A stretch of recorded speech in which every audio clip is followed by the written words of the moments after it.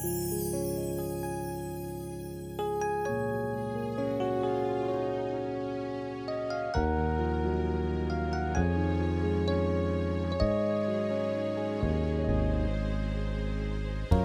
never find a story in a fairy tale. But she wasn't like the other women at the well. Her life was full of pain, hurt, rejection, and loneliness. She didn't want to show, but Jesus saw the desert in her soul. Drink from this water, drink from this water, and you'll never thirst again. Drink from this water, drink from this water, and you'll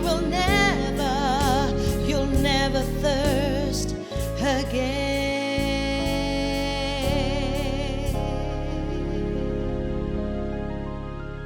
Shalom Aleichem, Beshem Hamashiach. Kita ketemu lagi Bapak Ibu Saudara. Salam damai sejahtera dalam nama Tuhan kita Yesus Kristus. Kita ketemu dalam Old Testament Made Easy kali ini. Kita akan membahas satu kata, yaitu kata levav, ya, yaitu heart and mind, hati dan pikiran. Apa maksudnya Saudara? Kita berdoa dulu ya. Roh Kudus, kiranya Engkau menyingkapkan kebenaran bagi kami, supaya kami memahami Engkau, dan kami jadi pelaku kebenaran firman-Mu. Dalam nama Yesus, haleluya, amin. Kita buka dulu yuk dalam kitab Ulangan pasal yang ke-6 ayat yang ke-5. Ulangan pasal 6 ayat yang ke-5 dikatakan demikian. Kasihilah Tuhan Allahmu, love the Lord your God with all of your heart, with all of your soul, and with all of your strength.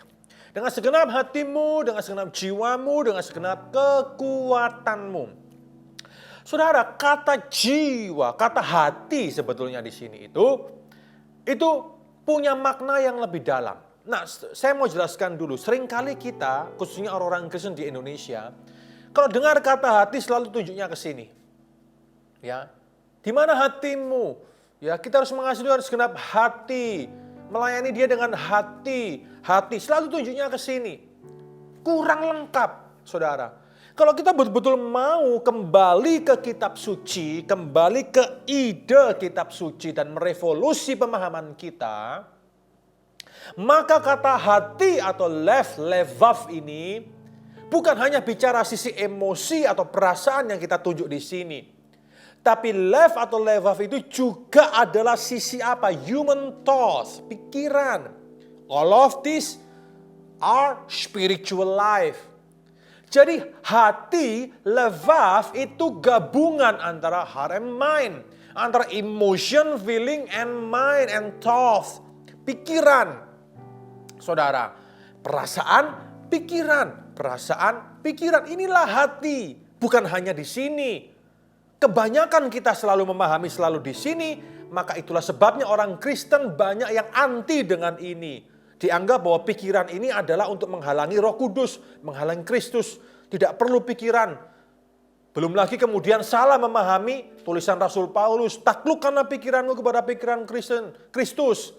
Ya, artinya nggak usah mikir sama sekali. Nekat, bondo nekat. Ya kan, iman yang gegabah. Salah besar, salah kaprah Bapak Ibu Saudara-saudari.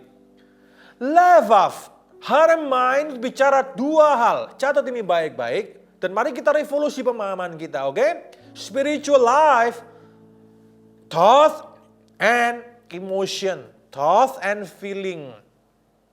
Dua-duanya penting dan itulah hati. Di next time kalau kita bicara hati, jangan hanya tunjuk sini Saudara, tapi tunjuk dua sini, oke? Heart is not just emotion but thought as well. The heart, hati became a metaphor of the mind and all mental and emotional activity. Semua aktivitas mental, ya aktivitas berpikir kita, semua ini hati melibatkan, itulah hati sebetulnya. Oleh karena itu kalau Anda belajar, Anda sedang studi apapun juga, jangan studi hanya untuk unsur kognitif. Jangan cuma kejar nilai, jangan cuma kejar gelar, saudara. No, itu salah. Orang yang sekolah, kuliah hanya untuk gelar, hanya cari gelar, cari nilai, tidak akan jadi apa-apa. Karena ilmu yang kau pelajari tidak berpadu dalam mentalmu, tidak berpadu dalam feeling perasaanmu, tidak berpadu dalam jiwamu, tidak berpadu. Tapi kalau kau belajar, memahami dengan segenap hati, dengan dua spektrum ini, maka ilmu itu akan merevolusimu. Dan itu akan mengubahmu. Tentu harus menjadi lebih baik daripada menjadi lebih buruk. Amin, saudara.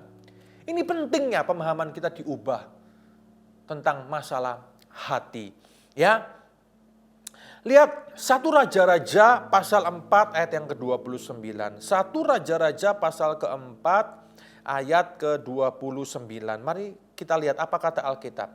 Dan Allah memberikan kepada Salomo hikmat dan pengertian yang amat besar, serta akal yang luas seperti dataran pasir di tepi laut. Hikmat keluar dari hati. Ya, dari sini saudara. Hikmat itu keluar dari apa? Apa bahan hikmat? Referensi hikmat apa? Firman Allah. Bukan hikmat manusia. Bukan kata-kata motivator. Bukan kata-kata orang-orang yang penganut New Age Movement dan mereka buat buku di mana-mana dan kemudian kita ambil hikmat manusia itu mentah-mentah. No. Hikmat Allah sumbernya dari Alkitab yang adalah firman Allah, bukan? Ya. Dan firman itu adalah hikmat.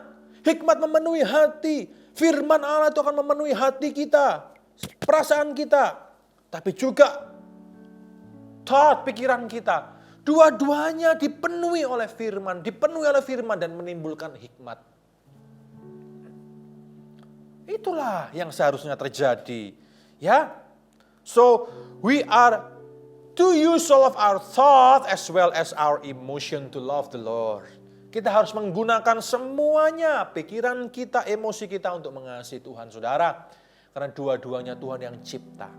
Jadi mari kita jadi orang Kristen yang berimbang.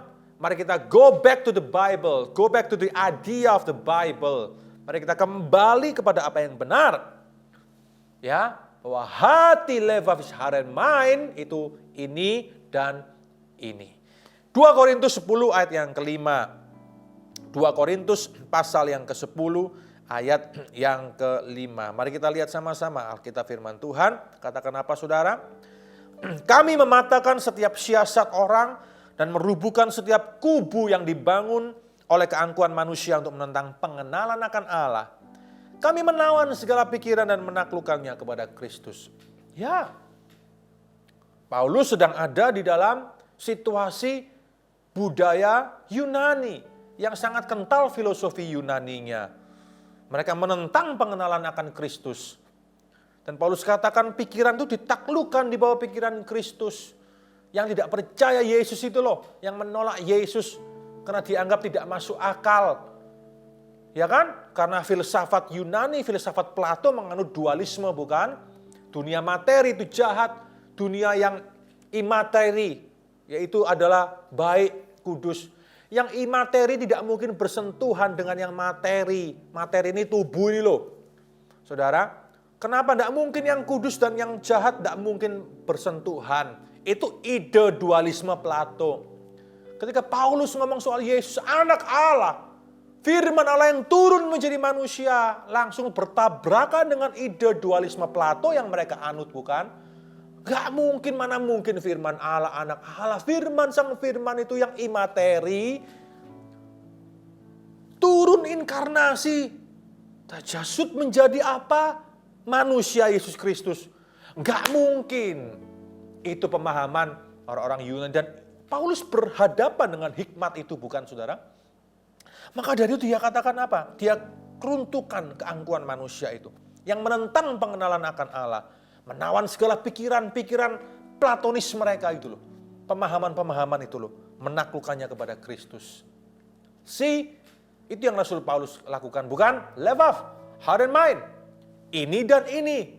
Hatinya disentuh, afektifnya, kognitifnya juga disentuh. Itulah pengertian levav, heart and mind.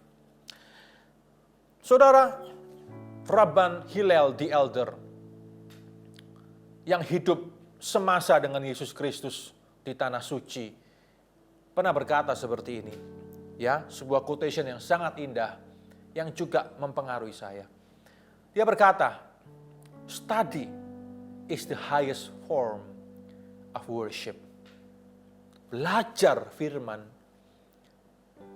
adalah bentuk yang tertinggi dari penyembahan. Indah bukan saudara? Ketika kita belajar firman, itu melibatkan dua aspek, seluruh aspek. Perasaan, emosi, tapi juga kognitif, pikiran. Dua-duanya berpadu dan akan merevolusi, merubah Anda menjadi orang yang lebih baik lagi, yang akan menginspirasi banyak orang. Maka dari itu hari ini mari kita berubah.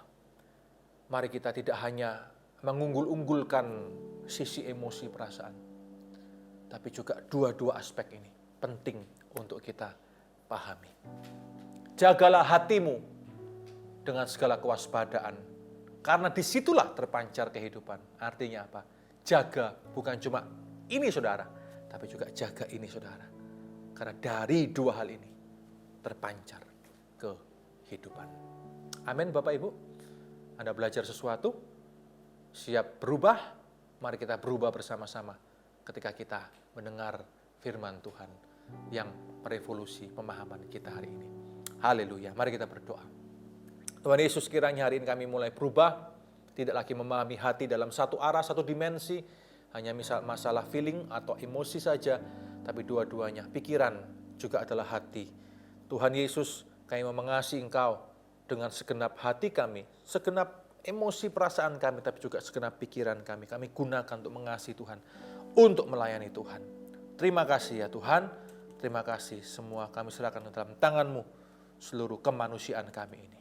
Di dalam nama Yesus kami berdoa. Haleluya. Amin. Amin. Puji Tuhan. Tuhan Yesus memberkati kita semuanya. God bless you. Amin. Drink from this water, drink from this water, and you'll never